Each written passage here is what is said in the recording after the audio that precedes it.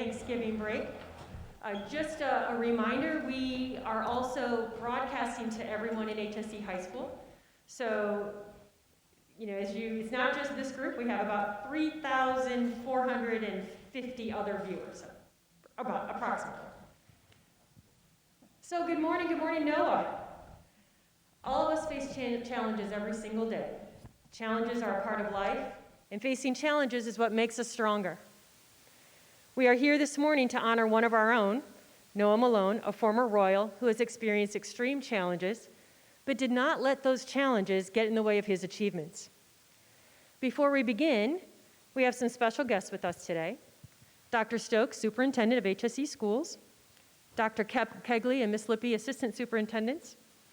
We have Michelle Britton-Watts, Director of Secondary Ed. We have Nataki Pettigrew, Chief Equity and Inclusion Officer. We have Ryan Taylor, Director of Student Services, so thank you for being here. We also have Mr. Todd Houston, Speaker of the Indiana House of Representatives, and also a former Royal, might I add. And we have Jennifer Gray, daughter of Vicki Gray. Vicki Gray may be one of your school counselors. She's in our guidance department. Jennifer was an assistant district attorney for 10 years and was the lead attorney for the Department of Insurance for her state. She was diagnosed with Leber's hereditary optic neuropathy 4 years ago. Since that diagnosis, Jennifer spends her time serving on boards for people with disabilities and advocating for people with visual impairment. I would like to formally welcome Jennifer Gray, as she would like to say a few words about Noah.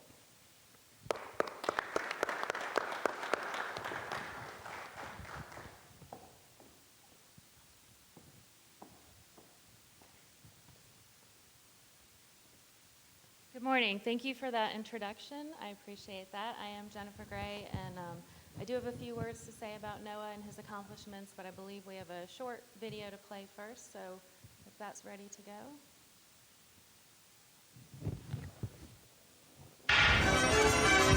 Oh, we're counting down to the Tokyo Olympic Games. I'm going to go with 16 days because, 15 days and 23 hours and 18 minutes, that's almost 16 days. But of course, you'll be able to watch them all right here on Channel 13 beginning on that Friday. Then after the Olympics, it's on the Paralympics in September. And a former track and field champion from here in Indiana is going to be going for gold. He's had to overcome some serious hurdles on the way to achieving this dream. New this morning, our John Duran shares his story of leading with heart. It was surreal.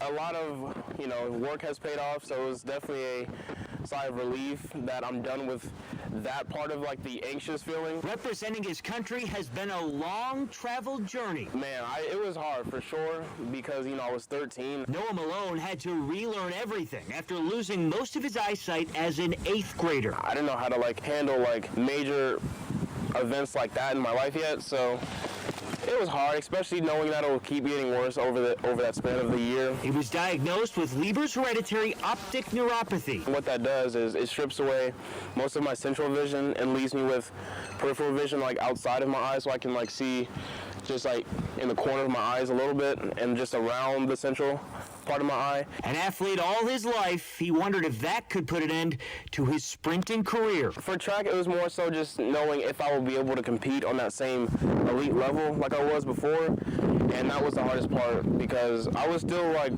running in Junior Olympics in the 7th grade before I lost my vision, and I wanted to still be at that level, so that was probably the most nerve-wracking part for me. Malone had it all figured out when high school rolled around. It might have been freshman year of high school here at HSE. That was probably the first time I was I could really do it from an elite level. His junior year, Malone was a state champion for the Royals in the 200-meter dash. I just had to have track to motivate me. Something he picked up from his dad when Malone started losing his vision. He just said, find something to keep you motivated, I guess. And for me, that was track.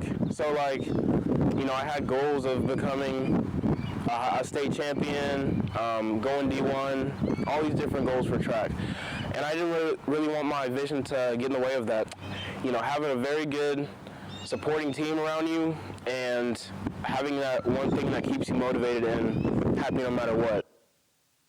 What a great story. Malone's a former state champion from Hamilton Southeastern in the 200 and had a successful freshman campaign at Indiana State this past spring. He becomes the second American from Indiana State to qualify for the Paralympic or Olympic Games. And it's just great that he was met with that adversity and he found a way to make it into a positive. Oh, I love it. And we are going to be cheering him on for sure.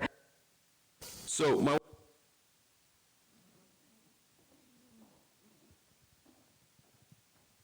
Well, that gives you a little bit of more background about Noah and his accomplishments. I wanted to speak briefly about the connection that I have felt to Noah, even though I just met him in person for the first time today. But as was mentioned, I am an attorney in Raleigh, and I was diagnosed with LHON as well about 4 years ago. And it is challenging. It's a big life change, but it's much easier with the help and support of friends and family.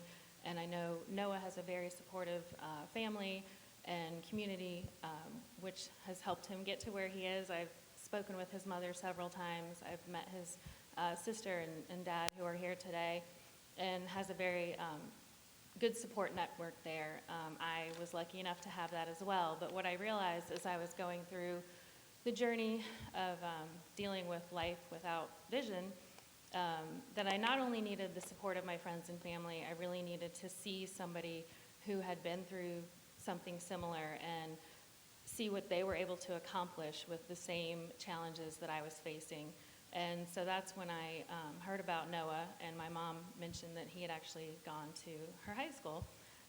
So I was following him and getting more involved in the LHON community, the blind community, and we actually, LHON.org is a nonprofit nationally, well, I guess internationally, and we're having one of our live calls in one of Noah's meets in Tokyo, and so we all stopped the call to cheer him on. So that was kind of the beginning of my interest in Noah's pathway and the accomplishments that he's had, and it was very inspiring to me. And I think it's very important to have role models in that sense, people that you can look up to that you know have made it work, and it gives you hope and inspiration.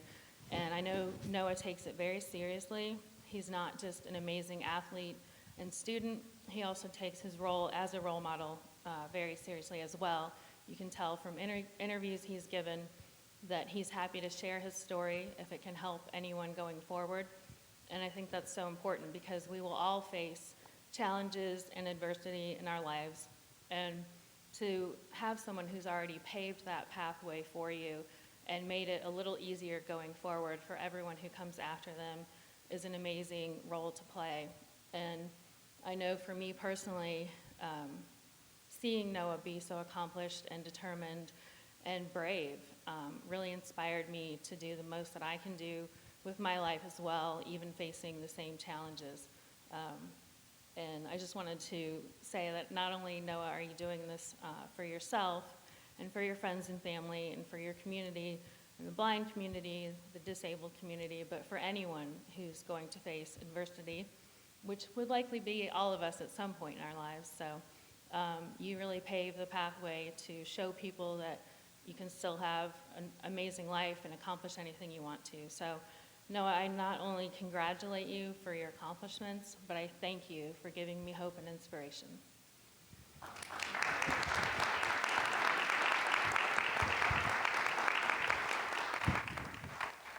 And I would now like to introduce Jim Self, who is one of the athletic directors here, if you want to say a few words.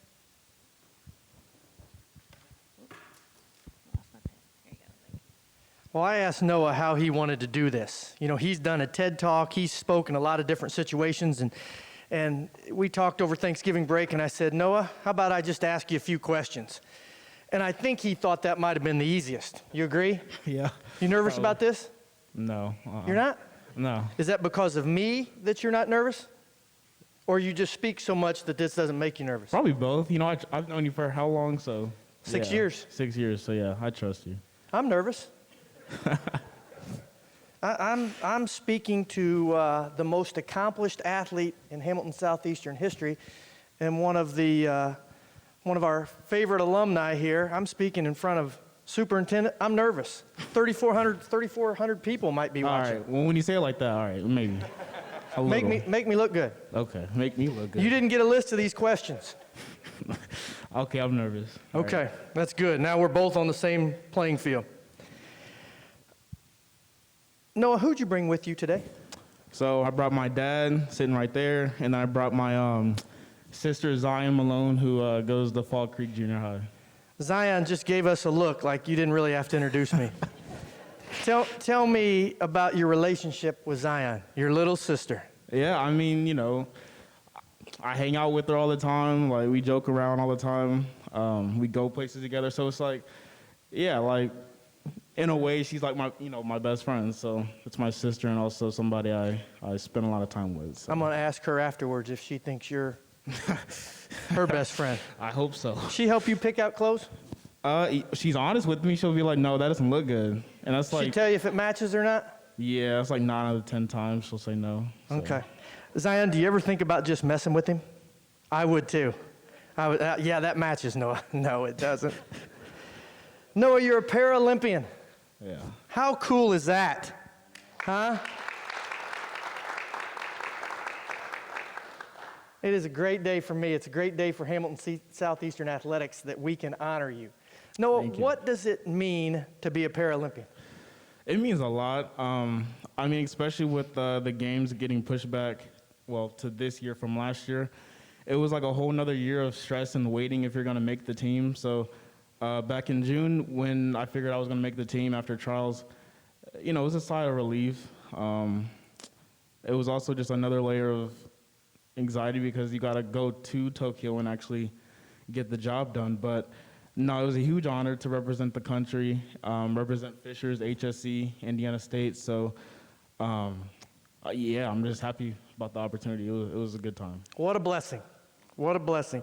Noah, a Paralympian, for those of us that don't know, I think I do, but what does that mean, you're a Paralympian?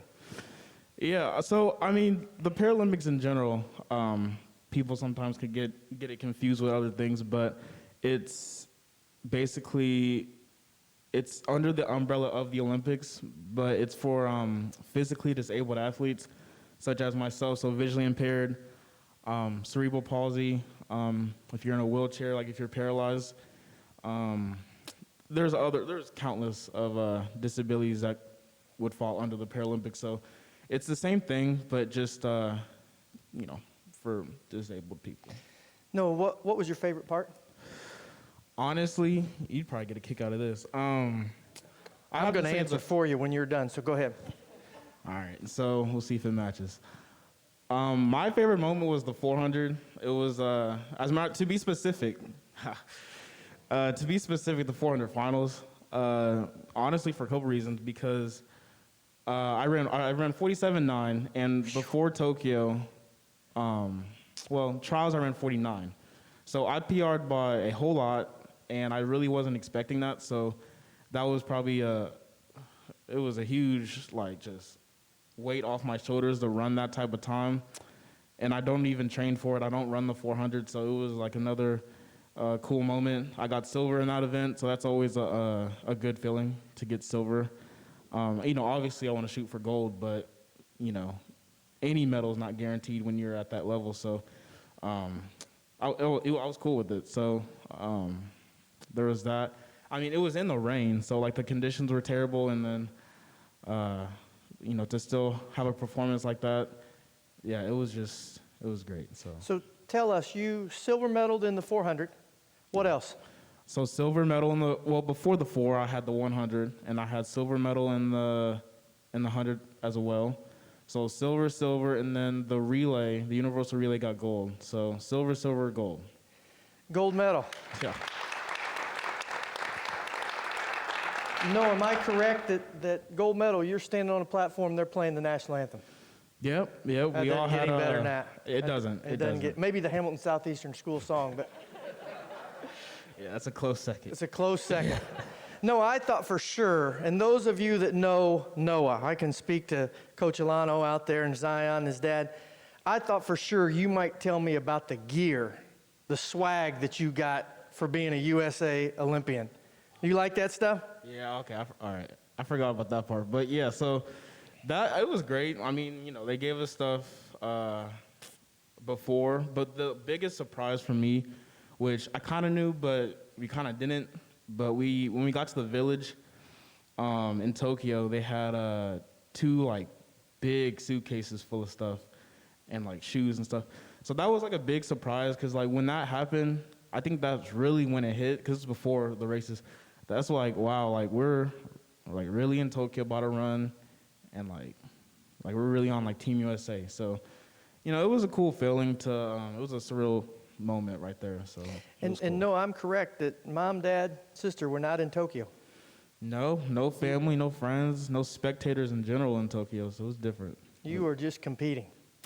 Yeah, it was really different. I've Yeah. never done anything. Because it's weird because that stadium, I don't know how much it holds, but it was huge. And when there's nobody in there, it's very different. It's kind of like throws you off a little bit. That's why you have to like really focus. But you know, we got through it, so it was fine. No, what's your favorite event? My favorite event has to be the 200. The That's 200. probably my favorite. Yeah. State champion in 200. Yeah, that's probably my favorite event. Okay. No, what do you see when you're running the 200?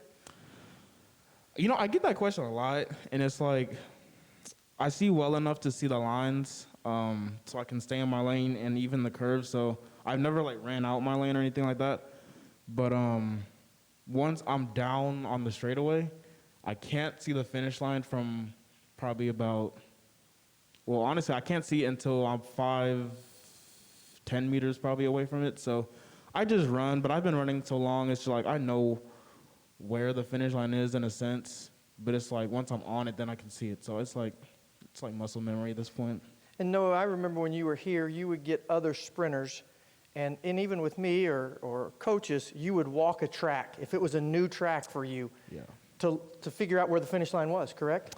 Yeah, I still do that every meet. Yeah. Yeah, that's interesting. Noah, when you ran for us, you anchored 400-meter relay. Yeah, all 3 years. Yeah. All 3 years. Yeah, it would have been a fourth, but we had this crazy thing called COVID. Yeah. Noah, you anchor, and I think it's important for the people listening in the classrooms, people here, why, first of all, you're the fastest kid. That's why you anchor. I'm an old track coach. I can figure this out. But why anchor for you? Well, I think it's the most efficient spot for me because nobody really wants me handing off a stick like in the middle of a race. So, and I know how tight 4x1 races get. So, I mean, if I'm last, you're really not even supposed to look back, period, when you're kind of doing a relay. So, so there was a Coach Funk. He was the coach at Fall Creek Junior High back when I was just losing my vision in 8th grade. And he came up with this system like just have a coach just stand on the side of the track and just tell you to go so you don't have to look. And I was kind of like, that's kind of smart. So then it worked. And then I still use it. So at Indiana State this past, my freshman year, we broke the school record.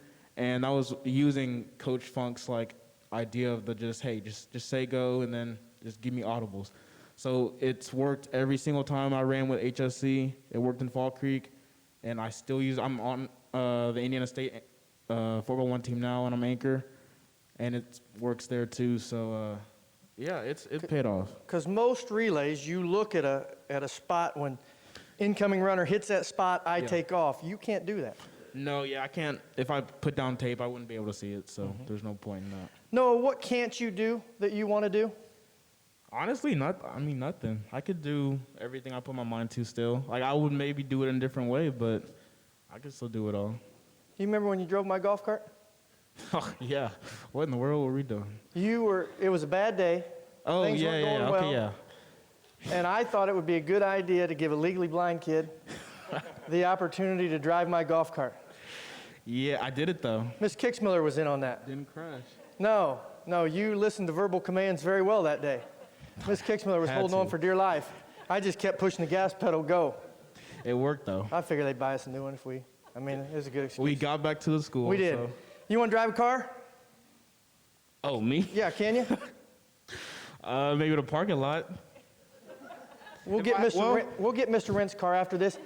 He wrecked his the first day he got it, brand new one, hit something in the garage. You can't do any worse than that. We can do it. All right. We can pull that With off. your permission. Mr. Rent, you in? Good. Noah, your book. I read it. It's my kind of book. Large print, lots of pictures. Yeah. It's really good. I'm proud of you for writing this. Thank you. Noah, do you remember when we first met? I do actually. This was actually in 8th grade, technically, before I came here. So yeah. You were deciding on whether you were going to go. Counselors were in that meeting. Your mom and dad, I think maybe your dad wasn't there. Your mom was in that meeting. And I saw a very nervous young man. Yeah, I do. That your world had just changed. You went from an able-bodied student athlete to trying to decide, can I function at a school like Hamilton Southeastern, or do I need Indiana School for the Blind? And do you remember that meeting? Oh yeah, I definitely do. You nervous then? Yeah, I was nervous. I was nervous the whole freshman year, sophomore year, like being in class. So yeah, I remember. Yeah. Noah, Indiana School of the Blind was very good for you. They were. Hamilton Southeastern, pretty good to you? Oh yeah, still Yeah. is. Still is. Noah, I don't know that I realized your condition. I knew you had it, but I hope I don't embarrass you when I say this. I think I would have when you were in the 8th grade. I think now as a sophomore in college, you understand. Sometime during that meeting, I was making eye contact with your mom. Your mom wanted you to be halftime at Hamilton Southeastern and halftime at Indiana School for the Blind. Dr. Kegley was very involved with the Indiana High School Athletic Association to make that happen. But sometime during that meeting, like every kid, your phone dinged. And you put your phone up to your nose. And I realized right then what you were dealing with. Okay. Yeah, you don't remember that, but I do. It very much made an impression on me that will last a lifetime. Noah, I can't begin to tell you how proud Hamilton Southeastern is of you. Thank you. You guys agree?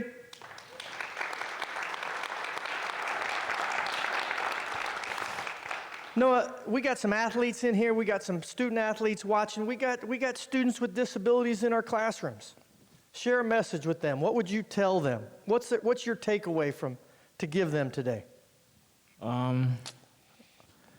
I tend not to like repeating myself, but I just say the same thing I always say is just, if you have something that you have to get over, just find something to motivate you, and it'll make it a whole lot easier, and you'll be a whole lot more motivated if you have something to strive for, and you're not just sitting there, in a sense, just moping around. Like, if you have something that'll get you out the funk, and, if you have a goal, then, yeah, just strive for it, and it'll make life a whole lot easier, in a sense. No, I'm going to ask you one more question, then I'm going to turn this over to Representative Houston. But in the book, you talk about your mom wanting you to take your cane with you to Indiana State, and you chose not to do that.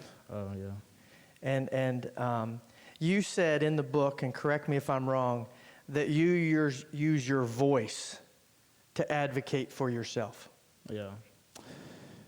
A couple of things with that, actually.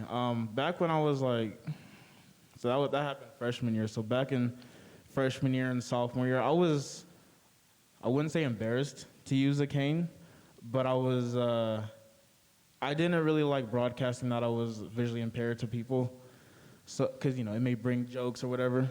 But as I'm older now, looking back, because I was, 14, 15 then, I'm 20 now, so I'm more at an understanding that the cane is not about just broadcasting that people actually really need a cane to get around and maneuver, and sometimes people do need to let people know that they're visually impaired, and, if they're crossing the street, cars will know. So it's I just looked at it as just something that'll bring attention instead of a tool. So, it's just maturity that comes with that. But, yeah, that's pretty much with that, yeah.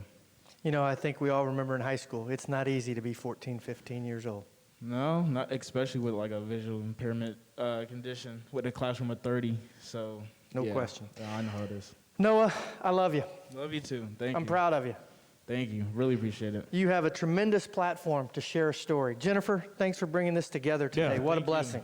What a blessing. Hey, it is my honor to introduce Proud. Proud? Absolutely. 1990 HSC alumni, Indiana Speaker of the House, Mr. Todd Houston. Thanks, Mr. Self. You're a tough act to follow. Noah, it is such a privilege to be here today. You know, I said to you earlier, Noah was in the same class as my youngest son, and I would hear Jake talk about Noah Malone all the time, about what a tremendous track and field athlete you were, and I would stare at my son played baseball, and I'd stand at the top of when there was a baseball game, I'd stand at the top of the bleachers at Ken Seitz Field and look back and see this blur running by, and it was you, and it was such a amazing thing to see, and you know, we couldn't be as a community more proud of you, and I'll tell you that it was fun. You know, I was at the Colts game where you were recognized, and just so happened that day I was with 3 of my best friends who are all HSC alumni, and the pride that we all had that here's a kid that came from our school who did such amazing things and overcame so much. And I just sitting here today, I mean, it was just extraordinarily inspiring to hear what you had to say. And you're such a mature young man who's done so much to you know, just showcase your talents, but also your maturity to help others. And I am so grateful and thankful for the privilege today to offer you this proclamation from the House of Representatives, the Speaker of the House. I'm pleased to give this to you, recognizing your tremendous accomplishments in Tokyo. But I just say overall, I mean, we just chatted before this that, you know, you, like my son and so many other kids, lost your senior year and that frustration. But then when you mentioned to me earlier that you didn't just lose your senior year, you lost the year where you were planning on going to Tokyo, in which, you know, the types of setbacks that you've overcame, Noah, just amazing and inspiring. And I know you have an incredible future ahead. It's my honor and privilege today to provide you with this proclamation. Thank you very much. Thank you so much. So proud of you. Thank you so much. I appreciate it. Thank you.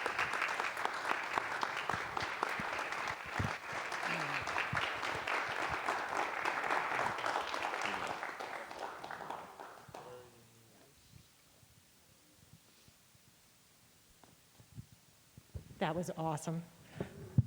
No, I want to thank you what you've done for our school, for our community, for our state, for our country. I'm going to steal a line from Mr. Self.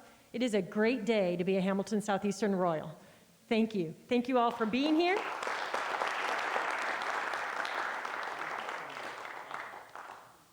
And we're excited to see what happens next with you.